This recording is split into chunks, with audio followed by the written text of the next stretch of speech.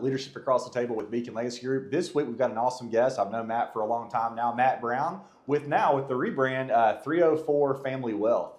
And a lot of our viewers might know you actually, Matt, because we work closely together, obviously, in our lines of work, and you're well known in the area. But for those that don't, tell us a little bit more about yourself. What got you into kind of the wealth planning and financial advisory business, and kind of how long you've been in town? Yeah, man. So actually, it's funny how I got hired here originally. I actually went door to door and knocked on anything that said the word finance. Just because you don't know when you get out of school, like, I got a finance degree, I should find something that says finance. Yeah. So you didn't really have any grand plan to be an advisor. I could have just easily been a payday loan person. I don't know. It said finance, I went in. Yeah. But I walked into the right office at the right time with Bill over there originally. They were actually looking for an assistant when I walked in, offered me the job, and I got my feet wet right there, and I fell in love with it pretty quick. And what year was this? I guess it was 2014. Okay. So I've been there ever since then, never left. Been my only big boy job since I've been out of school. You went to Tennessee Tech. Tennessee Tech. Got a degree in finance, and then went. And what's Bill's last name? Scruggs. Is Bill Scruggs still there? Is he still what? Yeah. He's more of a mentor role now, right? So it's, as you know, in this line of work, it's sometimes good to have a little gray hair in the room. So I'm starting to go gray now. Yeah, me too. I'm starting to feel like I'm getting the gray. I wish it turned gray and not run from my face. I feel like it'd be better if it was gray. Oh man, it's funny though. We talk about mentorship a lot here, and Victoria and I got a lot of mentorship too, and we still do. Even though we're the owners and partners of our current firm, but having Bill there is probably really instrumental in those first 4, 5, 6+ years. Having him there in the industry as it was evolving and changing.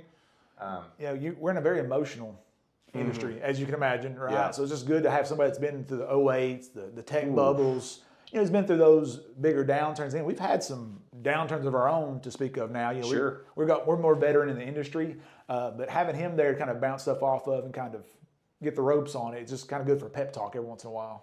Well, and there you go. There's so much we can get into about AI and technology changes and how that impacts financial, wealth planning, legal services, and all. At the end of the day, there is so much emotion that goes into what we do with decision making, with wealth planning, with family planning. And you mentioned the 08. Of course, right now there's all this fear mongering about, rightfully so. Maybe we'll see. What is your take? We'll kind of just jet over to kind of a current state of the markets right now. I heard Secretary Bassett, right? He came on CNBC, I guess, earlier this week, and kind of, he's very smart, it seems. But, he gave a whole hour-long talk on kind of where things are going, and he was kind of direct. He didn't come outright and say, we're okay with a recession, but you should definitely see what he called a transition period. What are you projecting in 2025 to see, best guess, as where the market is going? Well, man, it's kind of hard to tell right now. And again, you hear this from everybody. They're all opinions. Right. Yeah. I mean, no matter what anybody says, it's an opinion on it. Right. And there's always opposites. There is. Yeah. So it's going to be a rocky time until something concrete comes in with the tariffs, the Ukraine and Russia. The one thing the markets don't like is uncertainty. Yeah. And right now, that's all there is. That's question marks. But as soon as some news breaks, because you can see how quick it was. Like today's a good day in the markets. Yeah. Right. And the reason was it just took one little bit of information to kind of start turning things a little bit. Now, it won't be fixed until the tariffs are officially set out and some different things, Russia, Ukraine settles out a little bit. But once all those, finally the news breaks that those things are done, it's going to pick back up. That makes a lot of sense how you really just succinctly summarize that. And that makes a lot, of course, no one wants to see war. It's just so horrendous. We won't dive into that topic. But but global wars impact markets, and getting that resolved. And I know some of the president's advisors are really bothered by the changes in the tariff policy, so maybe they will come up with more of a concrete policy in the Western Hemisphere and then globally on what is this administration doing.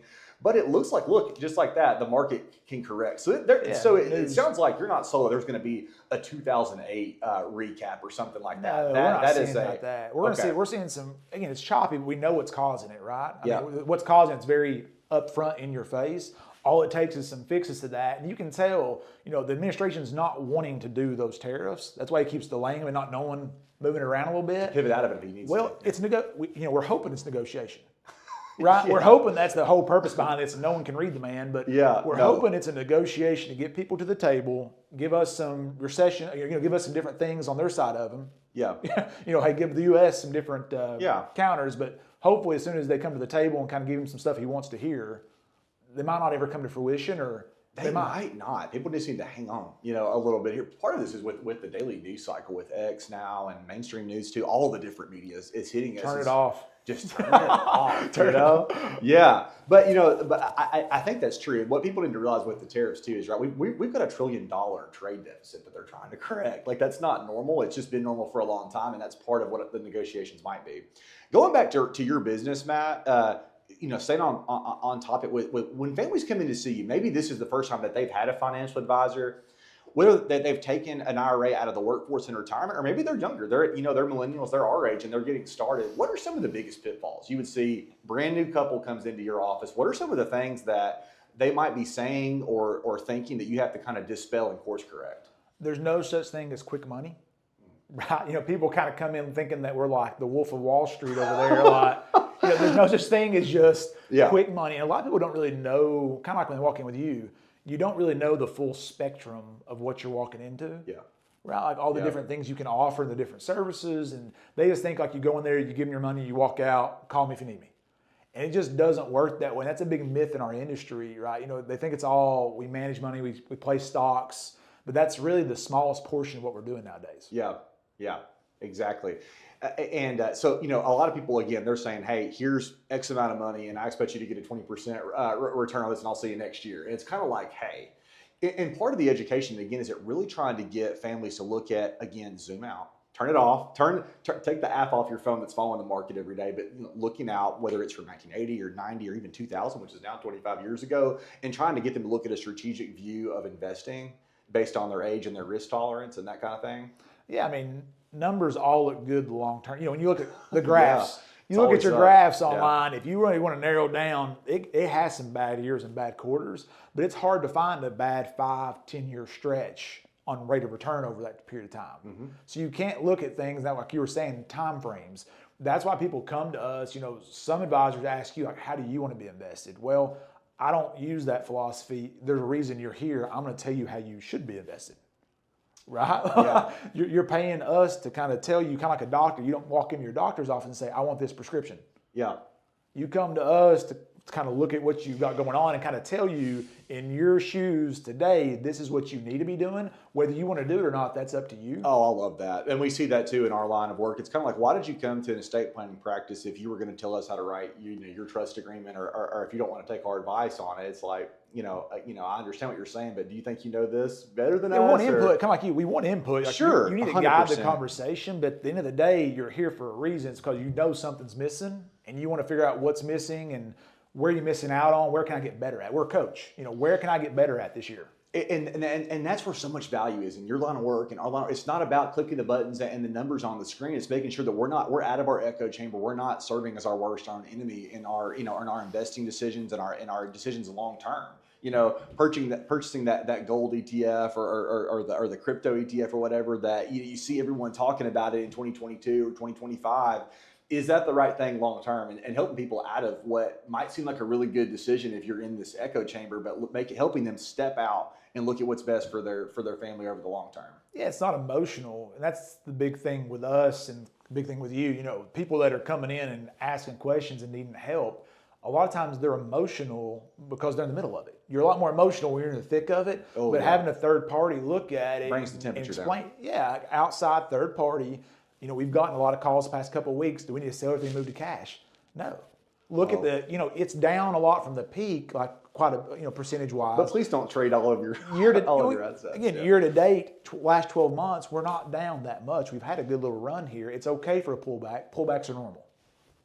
And that's the thing, folks that are listening. There is so much value in having an advisor. You can come into 304 Family Wealth and just have a free conference and have an advisor. Look at your portfolio with you. These are the things that people are doing. If they have a 401k plan and they're they're 45 or 55 years old, they're still in their working environment.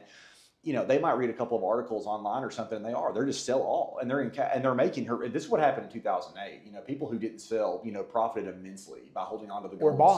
Or bought. There you go. Let's talk about that. Yeah, if you just bought, anything, the S&P 500, right, and from 2008 to 2010, and just said we're going to let it go, and we're going to dollar cost average from then on. Of course, we don't have a crystal ball, but it still would have made sense if you had a neutral third party helping guide some of these decisions, right? People overthink becoming wealthy.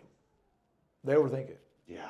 As soon as they start making money and getting a little leeway, they want to start breaking into real estate or crypto or whatever else. They want to find ways they feel like they need to diversify, but our wealthiest customers invest regularly, put more in when it's down, and they don't panic. It's not hard to become wealthy. You have time on your side and a little bit of common sense, but you just can't overthink it. Yeah. Don't think you got to start doing crazier things the more wealthy you go, because that's what other people do. Don't do it. You don't have to do it. And a lot of those people learn really tough lessons.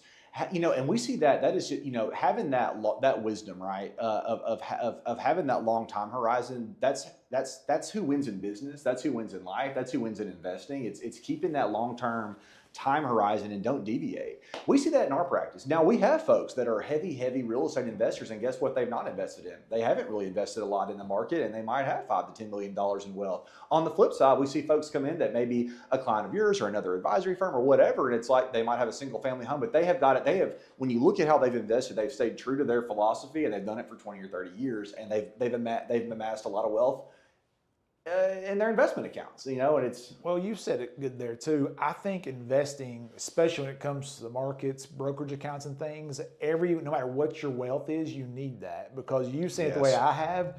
You see real estate investors come in there, on paper they're worth $15 to $20 million. They can't sell it. No. So it's not, and it's causing them, it's not very tax efficient. It's a tax efficient thing to pass on. And from an inheritance standpoint. But it's not a tax efficient thing for me to live off of and enjoy now. And from a well-being standpoint, that has got to be part of everybody's plan. And I just want to echo what Matt's saying. That is so true. Real estate's an awesome asset class. Again, to pass on and those things, and depending on risk tolerance and what people like, if you like it. But we've seen that in our own personal families. We've seen that in our clients' families. That can be a really difficult thing as we age. One day we wake up and we've got 4 rental properties and Social Security coming in. And what are we going to do about this? I don't have tenants right now, and that happens. Well, I think about it too. Like when you look at your, let's talk about a Roth IRA. Something very simple. It's hard to look at a Roth IRA that's invested in S&P or any kind of index fund that's broad-based. You look at that tax-free growth. What could you do in the real estate world that replicates that over 10 to 20 years in a tax-free method? So when people come in wanting to get into real estate, there's nothing wrong with that. But if we're not taking advantage of these easy tax-free growth pots first, we should be looking at things to complicate ourselves and make things more complex. Because it does. There's so many hidden expenses to real estate's what we're talking liabilities about now. Too. Oh, so many liabilities. And and I think we were saying it's common sense. How we max out our Roth IRAs. First, off the top, and that kind of thing. Let me pivot back to 304 Family Wealth here. I know, you're a Raymond James advisor, right? Help the public know, because a lot of people are looking for advisors now. And you've got independents, whatever that means, right? Edward Jones, Raymond James advisory firms, larger, wealth managers and fund managers. Help us kind of pivot out. What are the options in the marketplace? What sets you guys apart versus another type of advisory option? Yeah, so there is independent advisors, like you were talking about, that are completely on their own, independent. They have to do all their own compliance, all their own things. Mm-hmm. Then there's the wirehouse advisors that are, they're kind of Edward Jones set up to where they work out of that building. They're kind of independent. They're somewhat not at the same time. Right. We're kind of a good hybrid model on that. So we are completely independent, and we choose to partner with Raymond James because of the services they can bring to us. So in your opinion, and obviously it is, you've been there for 10 years now, and I've seen that from working with folks with Raymond James. It gives you that flesh of, hey, we're not bound by any options or things we have to recommend, but the things that Raymond James brings in from that corporate kind of oversight allows us to provide even better services to the client. Yeah, huge services that if I were to cut Raymond James out, I couldn't replicate those services and do them as consistently on my own with people here locally. And again, it's not that local people are bad, but the turnover, for being a smaller firm, you can't hire a full HR person and a team to do it. You couldn't hire a compliance person. If one of them left, then you're kind of out in the wind for a while to try to replace them. And it hurt. And ultimately that hurts the services. It 100% does. Yeah, okay. Tell us about, I know, this rebrand. We were talking before we came on live to 304 Family Wealth. Why the rebrand here in Cookeville? Well, we feel like we do a lot of things locally. Like we're very charitable minded. We try to get involved with the community. We're hiring a lot of people. We're trying to create jobs in this community and make a better place, right? So, but the problem is though, there's a lot of the Raymond Jameses now in this territory. Yeah. Which is a good thing. Raymond James is a great company. We want them to be with Raymond James. We know those customers will get good oversight, get taken care of. But to separate ourselves a little bit, for people to kind of realize that they're dealing with us in our office, we've rebranded ourselves to 304 Family Wealth. of Raymond James. And that's cool that Raymond James allows that autonomy. Obviously, there's still that partnership, but you can kind of set out. And you guys really are big time community service. I know Lindsay's from here. A lot of the folks that work there, I guess, all are from and live in the Upper Cumberland Plateau. One thing about your business is very, I know Bill's still there, right? But largely you're a millennial based business, and we are too. And there's not a lot of that in this area, and we need more millennial owners to step up and take leadership roles. What are some things you guys are focused on in the community, that maybe the big projects that you guys do annually, or that you just look to give back? We just started, the father-daughter dance here in Cookeville was wonderful. Mm-hmm. Like, they sell out like immediately online overnight. Yeah. It's crazy. So the first time I tried to buy a ticket down here, it was, I'm always behind the 8 ball. So I tried to buy a ticket like the day after it went on sale, and one of the ladies in the office laughed at me. They're like, you can't do that. You got to buy it the minute. Like the minute it goes online.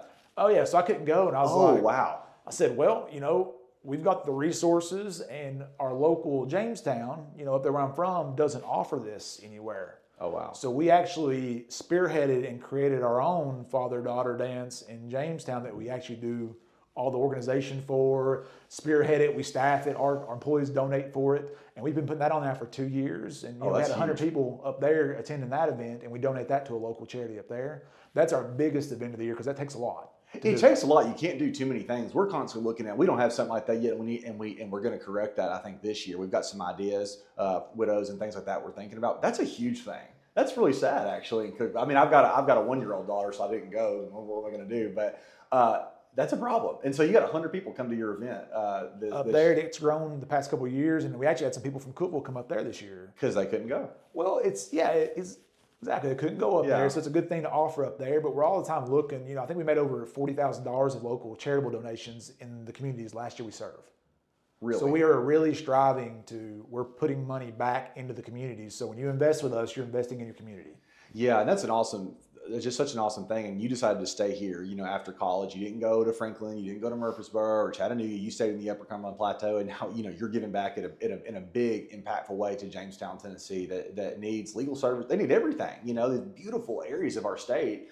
And that's one thing we always talk about is we really want to put in our family values. I hope my kids know they have a duty not just to our family, which is a big problem, I think, really in American culture is everyone kind of pop smoke, and, we as families, we all become very individualized, and the family unit is dispersed, and there's lots to say about that. I'm not saying it's wrong, but we have a duty to give back. In those that have a privilege to own businesses and be in those positions, of privilege, we need to give back, and that's awesome to say. $40,000 is a lot. Is that one event, or that's just no. Yeah. So we try to all of our employees. That's something I sit down with as a company every year and talk about. And what we do is we give each employee $2,500 to be able to give away throughout the year to any charity they want.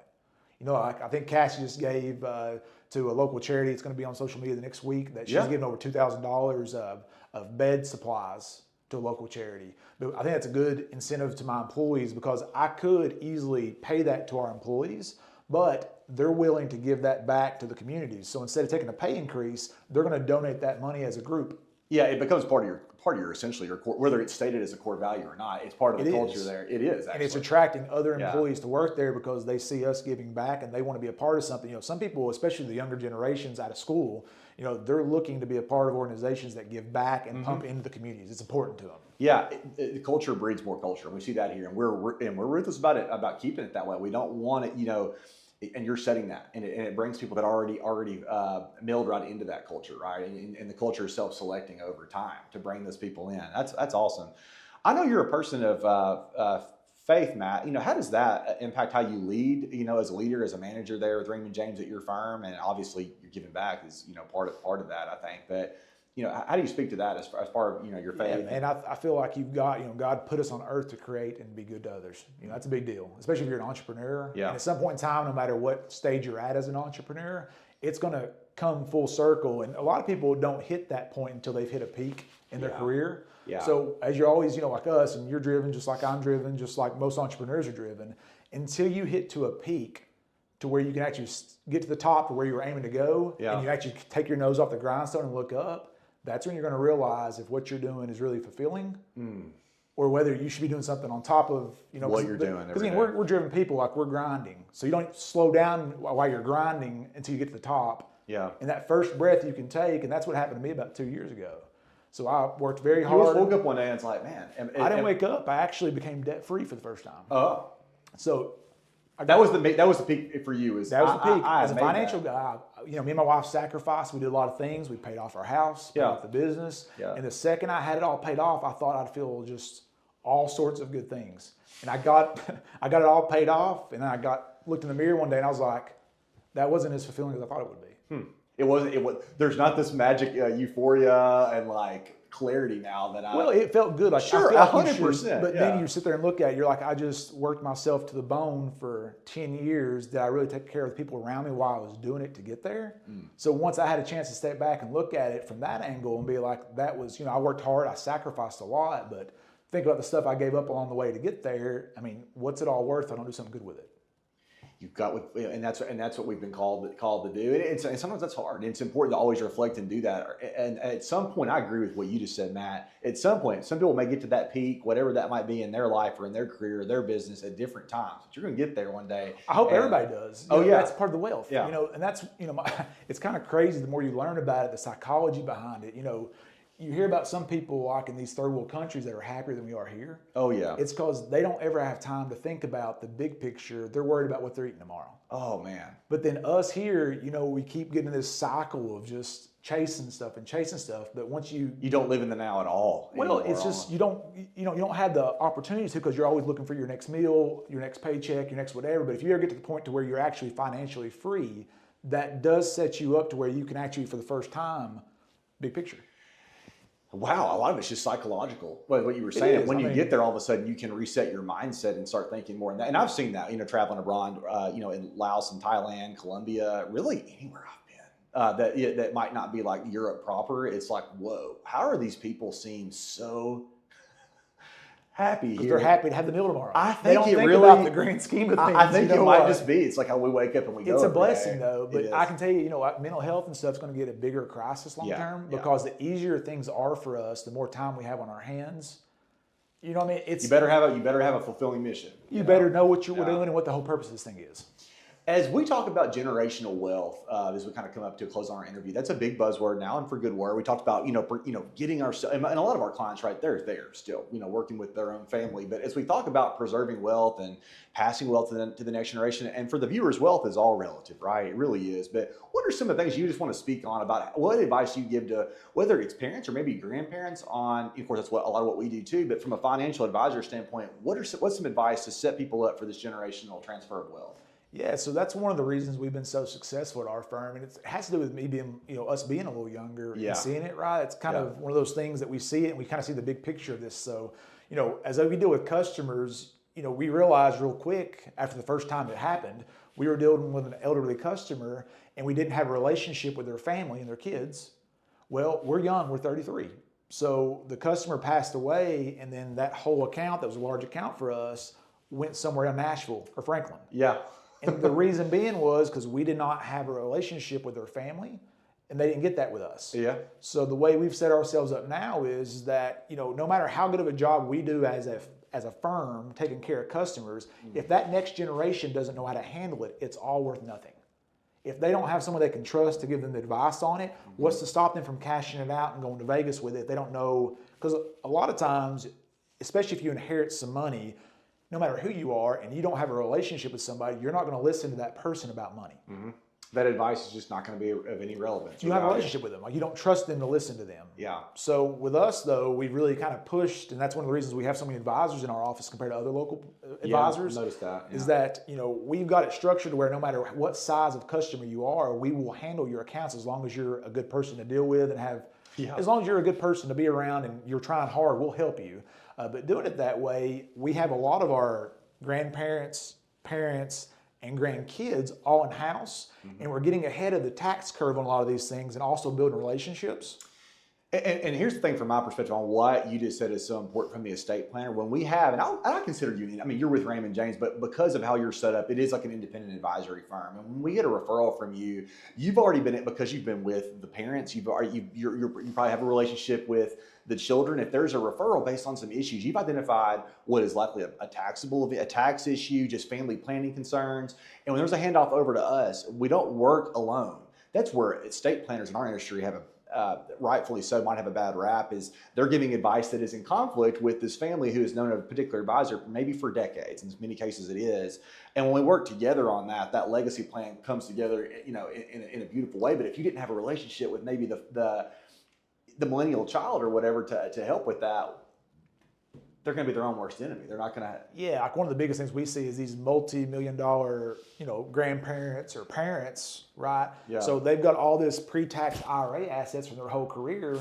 Well, then their kid goes into the workforce not knowing what a 401k is or anything and automatically gets enrolled in a pre-tax account. Yeah. Well, that child at that tax rate does not need a tax break, but they don't know any better. So we need to get as much Roth assets growing for that family. That way, when they get the big tax burden down the road, it's going to be a lot less of a tax burden because of that. And we talk about that at our firm. We offer a simple IRA match, but it's kind of like, hey, if we're a younger firm, we've got folks maybe out of college. It's kind of like, hey, this is offered. We're going to do a match. Take the match, but fill up your Roth IRA, right? And people just do not know that. It's not common sense. I mean, it's not taught. No, it's not. And we have to understand that. Even in the age of the information age, it's getting to the right answer, right? Matt, where do you? What advice do you have for young people today, maybe coming out of college with a finance degree, maybe that's interested in wealth management, on getting started and leadership and those things? Yeah, I'd give this to any college age person, right? Like no matter, and again, you're probably the same way. No one ever asked me what my GPA was when I applied for a job. Yeah. I mean, has anyone ever asked you what your GPA was? No. No. Okay. What they care about is experience. They want experience in the workforce to know, and plus as a college student coming out, that's the most valuable time of your career, those first couple of years. Mm-hmm. Now, why do you think that is? Well, that's really where you're getting all your habits from too, Well, not so much habits, it's the freedom. And that's where the money comes in too. So what's the first thing college kids like to go do? Buy a car. First job they get, they'll go buy them a brand new car or get a house or find some kind of debt. New F-150. The second they do that, they're a slave.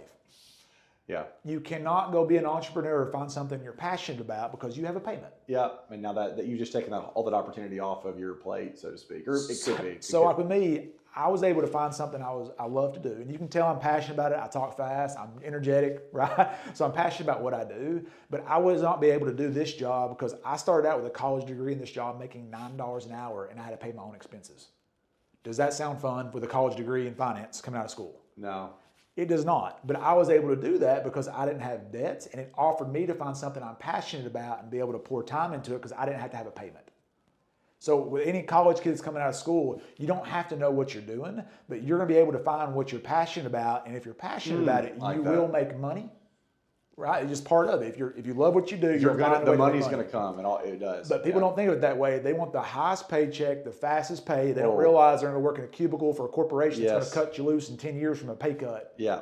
They don't look at they want the higher paycheck instead of the passion project. Yeah. Well, which ultimately over the again long-term thinking. So I like that freedom. Keeping your freedom and finding your passion as you enter into the workforce. Well, thanks so much for coming back again. Those that need an advisor, 304 Family Wealth. Thanks, Matt.